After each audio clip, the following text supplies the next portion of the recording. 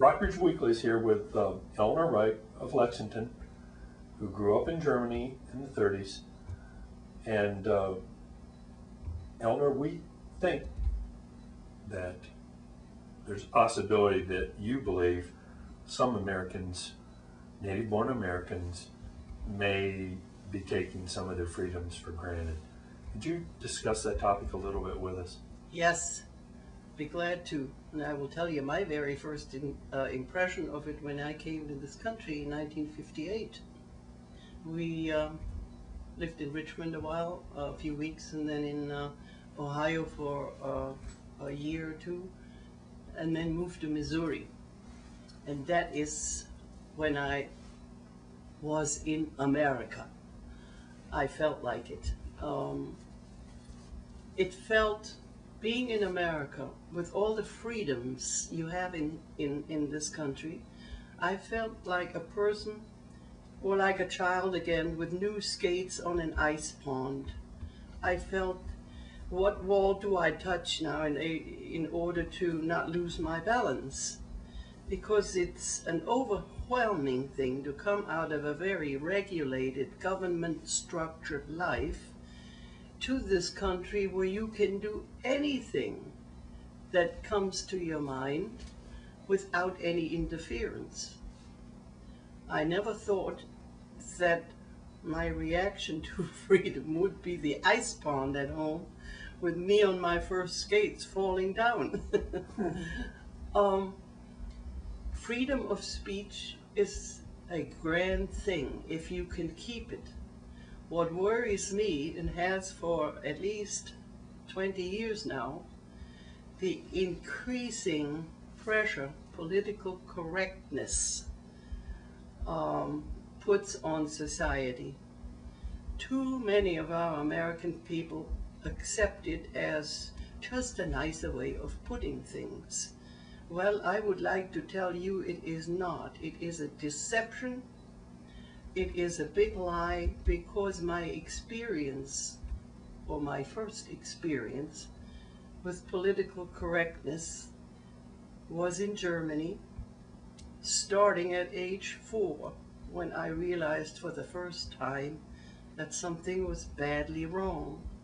The messages sent over the radio and in the newspapers constantly were contradicting one another, and I couldn't understand why on the one hand it was you should honor your mother and father, and on the other hand we were told you have to honor Adolf Hitler, I am your father and your mother together, and you have to listen to what I say, unless the implication was your parents tell you the same thing I say.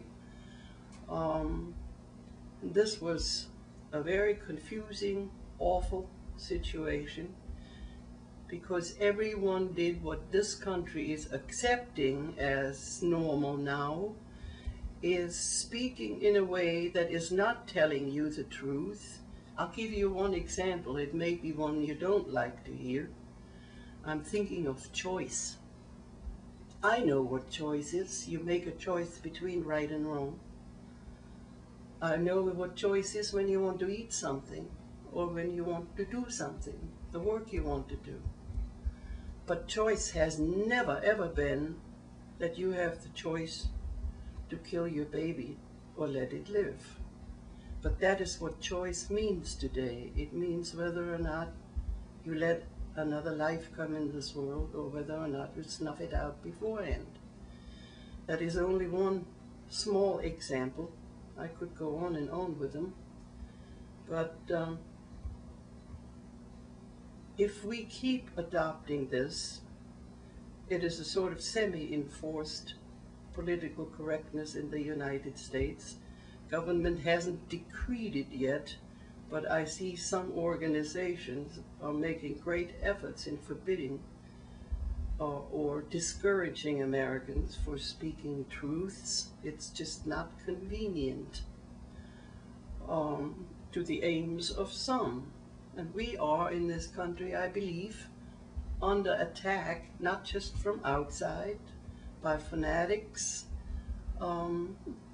from the Middle East, but also from inside by people that have never known anything but the American way of life. They have never suffered. They have never seen controversy or lived under a dictatorship or seen even two other dictators close up and see the havoc and the hardships that they put on normal, good people. And I feel all Americans should be far more aware of what happens in their colleges. After all, we in this country supposedly have the greatest number of Marxist professors teaching in our colleges. And when I look at Colorado, at a Churchill, or at Al Arion, who was in Florida, and others, you should realize that we have an awful lot of subservient